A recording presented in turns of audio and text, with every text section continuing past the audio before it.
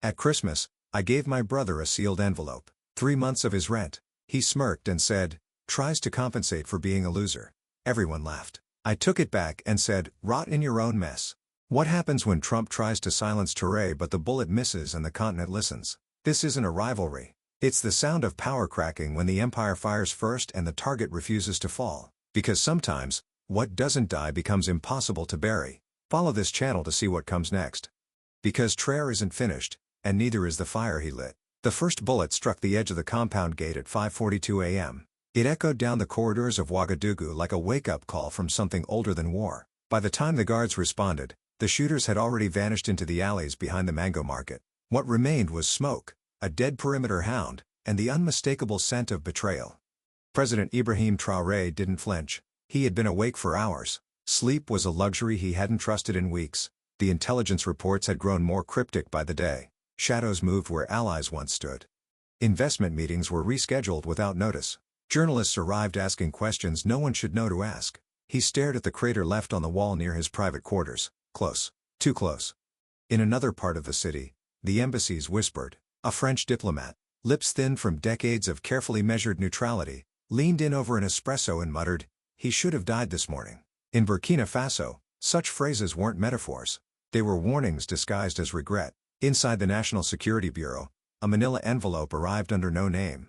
Inside it, ballistic chips, still warm from extraction. Western-made, traced to a private military contractor registered in Nevada, operational in sub-Saharan zones for resource security. Say, the metadata showed funding streams routed through a hedge fund, one that had direct historical ties to the Trump Organization's African energy portfolio. No one in the room spoke for 7 minutes. The Minister of Defense finally said, so it's official. The empire wears suits now. Traoré, when briefed, asked only one question. Is the source still alive? No one answered. That evening, a spokesperson for the White House delivered a short statement. We are aware of the incident in Burkina Faso. While any violence against elected officials is deeply concerning, current intelligence does not support any conclusions at this time. Reporters pressed harder. One asked directly of former President Trump, whose business associates had been vocal critics of Traoré's nationalization policies, would comment. Silence. 48 hours passed. Still no tweets, no statement, no denial. And for a man who had once live-streamed his own dentist appointment, that silence was thunder. Traoré finally stepped before the nation's camera. No suit, no teleprompter, just a man standing in front of a cracked wall, a bullet hole behind him like punctuation. If this was a warning, he said slowly, his voice steady, I've heard it loud and clear. The clip went viral in 13 minutes. Some called it defiance, others called it foolish. In Nairobi, graffiti bloomed across the side of a university dormitory. They missed, but we didn't blink. At the same moment, across the ocean, Donald Trump exited a fundraiser in Florida. Flanked by security, he stopped briefly as reporters shouted over one another. One question pierced the chaos. Do you condemn the attempt in Burkina Faso? He smiled, adjusted his cufflinks, and kept walking. At exactly 9:14 a.m., a red folder slid across a polished mahogany desk in Washington, D.C. The office belonged to Ronald McKeever, former Deputy National Security Advisor under Trump, now Director of the New Continental Order, a political action committee with global teeth and domestic immunity. Inside the folder was a document titled Proposal for International Litigation Against Hostile Nationalization in Burkina Faso. The subheader read, Authorized Strategy by the PACE under U.S. Sovereign Investment Protection Mandate. In plain English, a legal sledgehammer. Ronald didn't read it again. He had written the damn thing. Instead, he tapped the folder twice and muttered to no one in particular, he's not a dictator. He just cut the wrong pipe. The target was clear. President Chaw, the man who dared to sign away a dozen Western mining leases without negotiation. His nationalization plan had been fast, unapologetic, and televised. Investors didn't see a policy. They saw an ambush. The pack moved quickly. Within 72 hours, the New Continental Order filed a formal motion to the International Investment Arbitration Tribunal, accusing Chaw's administration of economic sabotage and breach of bilateral treaties. The case was thin on legality, but thick with precedent. It wasn't about winning, it was about signaling, and the signal was received. By midday, 3 major news networks, each with deep ties to conservative U.S. think tanks, began running primetime specials on the African strongman problem. Footage of Chaw walking with Malian military officials was broadcast under headlines like Populist Threat or Putin Proxy. Inside the PAC's marble-lined war room, the screen flickered. A video call connected.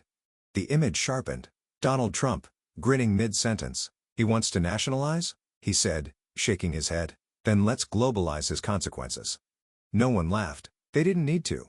A strategist scribbled notes. Another leaned over and whispered, he misses power, but he never stopped using it. In Burkina Faso, President Traoré received a leather-bound dossier bearing the Pax emblem, a continent wrapped in barbed wire. Inside were formal legal demands, lists of syndicated media contacts, and a timeline for narrative escalation. It was lawfare, war by lawsuit. He flipped through the pages in silence, then turned to the final tab marked External Media Strategy, Narrative Repositioning. The bullet points were cold. Reframe chore as erratic.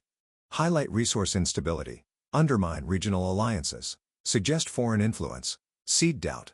Let it grow.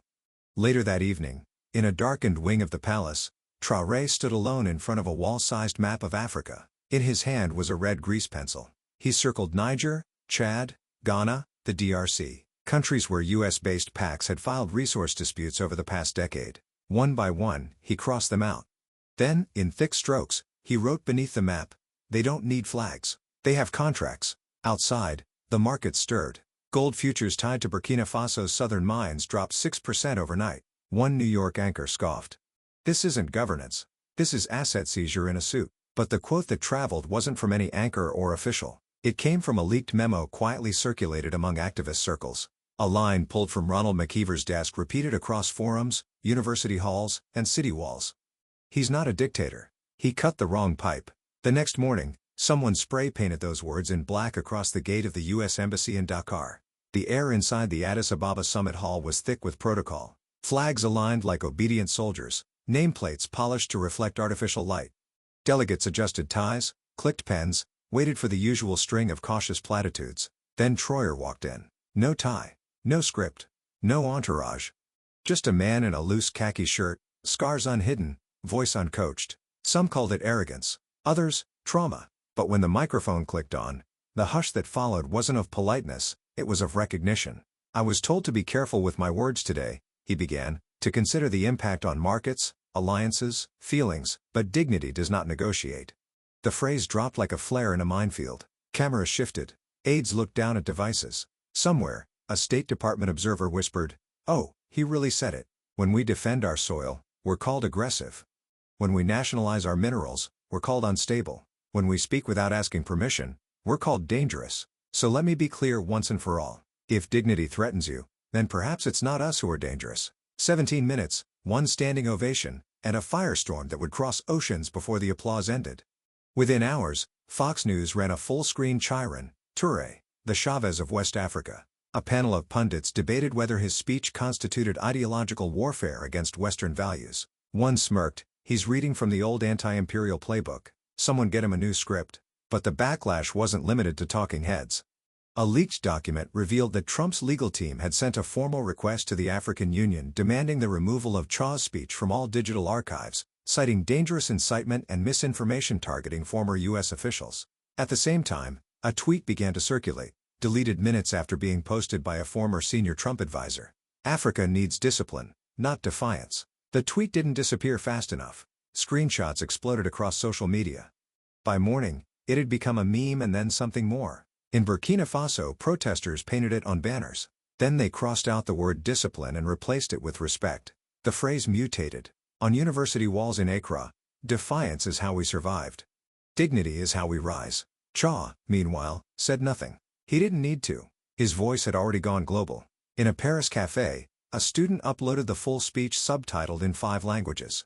Her caption read, "This is what a continent sounds like when it forgets how to beg." Back in Ouagadougou, the protests kept growing, but there were no fires, no sirens, no smashed windows, just cardboard signs, handwritten, soft-spoken, unyielding, and one phrase repeated on walls: cloth, glass, skin. We don't ask permission to live. As pundits debated and diplomats deflected, something had already shifted. Not a revolution, at least not yet, but the oxygen was different now. What did Traoré's message mean to you? Share your thoughts and feelings in the comments. There was no second shot. The morning Traoré survived had echoed like a warning, but it was the silence that followed that truly unsettled the capital. No arrests, no claims of responsibility, no camera footage that hadn't malfunctioned, and not a word, nothing from Washington. 48 hours passed. The press kept asking. CNN ran a looping banner across every segment. The tweet that never came. For a man whose fingers once twitched toward Twitter like a gunslinger's hand, Donald Trump's silence was deafening. Inside Burkina Faso's intelligence headquarters, a new report landed on the polished table in a sealed envelope. Ballistic evidence retrieved from the wall near Traoré's sleeping quarters had been examined by a joint forensic team. The results were unequivocal. The microchips inside the rounds matched no regional inventory. The alloy fragments were traced back to a US-based military supplier, one subcontracted for resource security operations in disputed zones. But it didn't stop there. A diplomatic cable surfaced, internal, classified, never meant to circulate outside embassy walls. It came from the European mission in Dakar, addressed to a liaison in Brussels. The language was clipped, almost cold. But one line stood out, highlighted in yellow. Concerns raised regarding use of former Trump 2020 field assets in non-official capacity. The dots weren't just connecting, they were shaping a threat. Across town, at her cluttered desk beneath a flickering desk lamp, journalist Adeza Mumba opened a message from an unknown sender. No intro, no signature, just one file. File name: Operation Neutralize T. She clicked. What opened wasn't a briefing, it was a protocol, a playbook of erasure, a PDF detailing phase disruption strategy, smear campaign templates, suggested headlines, contingency instructions if T remained politically viable after attempted neutralization. Final section, 3 lines in bold. If destabilization fails, discredit. If discredit fails, isolate. If all else fails, silence. Adeza didn't cry. She didn't blink. She printed it. That night, she didn't sleep. She wrote, her expos dropped at 05 until our Burkina Faso time, perfectly timed for the European press cycle. It opened with a single line set in bold above the fold. They didn't try to kill Traoré. They tried to kill a symbol. It didn't break the internet. It didn't have to. It cracked the silence. Screenshots of the files spread across group chats. Protesters printed page 2 onto signs. In Accra, university lecturers debated the legality of cross-border lawfare. In Johannesburg, the operation code name trended for 7 hours, Neutralize T. Still, the White House held position. No comment at this time. And Trump? He posted a 15-second video of himself playing golf. No caption. No words. Just the sound of the swing, the wind, and a perfect white ball vanishing into sky. Meanwhile, in a dim room beneath the presidential palace, Cha watched the screen alone. His advisors stood behind him, silent. The leak scrolled past, headline after headline, the file, the backlash, the words that wouldn't go away. He said nothing for a long time. Then quietly, almost to himself, they wanted silence. Let him choke on the noise. The signing ceremony wasn't held in a palace. It took place in an old train depot on the outskirts of Bamako, stripped of grandeur, thick with the smell of diesel and rusted iron. Rows of folding chairs faced a makeshift stage. The flags weren't silk, they were canvas, faded, weather-worn, but they stood, 15 nations. One document. The ink dried faster than the implications. No applause, no national anthems, just the sound of signatures, one after another, echoing across the rafters like distant drums. The agreement was simple in language, radical in scope: a mutual defense and economic compact, shared infrastructure, collective negotiation, continental prioritization, not against any specific nation, but against the idea that survival must come with permission. Outside, cameras weren't allowed, but phones were. A clip surfaced from the investment summit the day before, leaked by a delegate's aide. It showed a consultant pacing on stage in London speaking with forced calm as shareholders fidgeted behind him. "This man is turning the global south into a battlefield," he said, gesturing at a grainy slide of President Traoré. "He's not just defying contracts, he's redefining gravity. Markets cannot hold when leaders abandon predictability." The clip wasn't supposed to go public. It did. In Nairobi, it ran on community radio. In Dakar, it played on sidewalk projectors. In Lusaka, teenagers added a bass line and turned it into a protest anthem. The hook looped 4 words: redefining gravity, gravity, gravity. Meanwhile, on a brick wall in downtown Ouagadougou, a mural appeared overnight, spray paint, 3 meters wide. It showed Traoré, not as a politician, but as a black lion, mane flaring, standing over a torn map of the world. No crown, just fire behind the eyes. Beneath it, a single line: "You wanted minerals. We mined memory." African media didn't ask for permission either. One Pan-African outlet published an op-ed titled "Trump doesn't need to appear, he just needs to press buttons." It traced digital evidence, campaign-linked bots, think tank-funded talking points, algorithmic manipulation of resource-related news across West African feeds. But by then, control was slipping. On university campuses from Bamenda to Blantyre, students debated treaties by candlelight. On factory floors in Ghana, workers wrote slogans in chalk on shipping crates, "Bargain with us," or "Watch us walk." Some still called it populism, others panic. But in Burkina Faso, it felt like something older.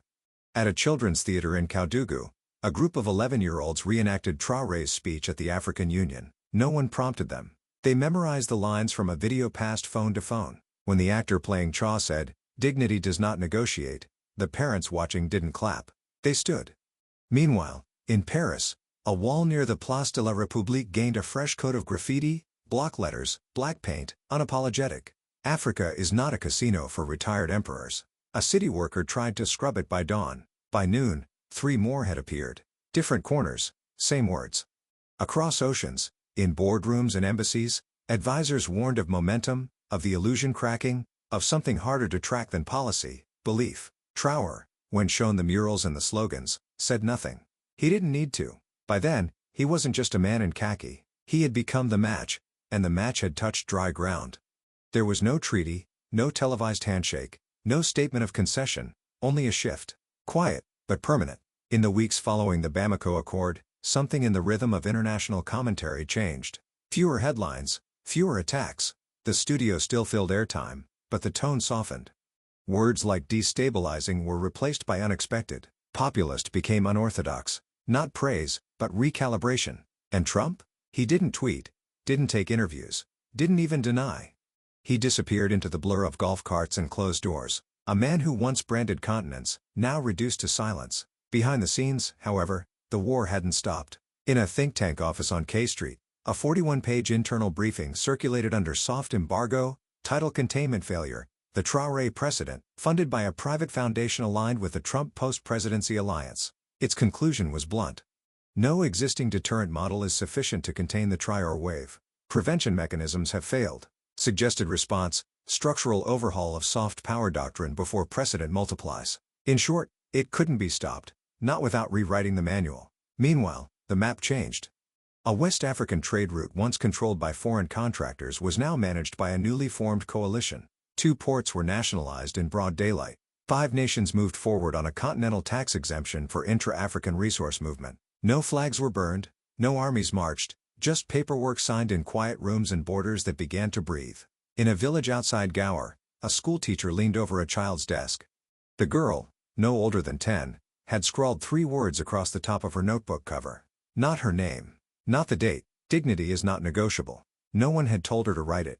She had heard it somewhere once and decided it mattered more than spelling drills. That same day, in Ouagadougou, Traoré walked into the recording room beneath the presidential residence. No journalists, no crowd, just a camera, 1 light, and the of an old air conditioner in the background. He adjusted the mic, waited for the cue, then he spoke. "You call this rebellion," he said slowly. "I call it memory." That was all. No victory lap. No declarations. Just truth.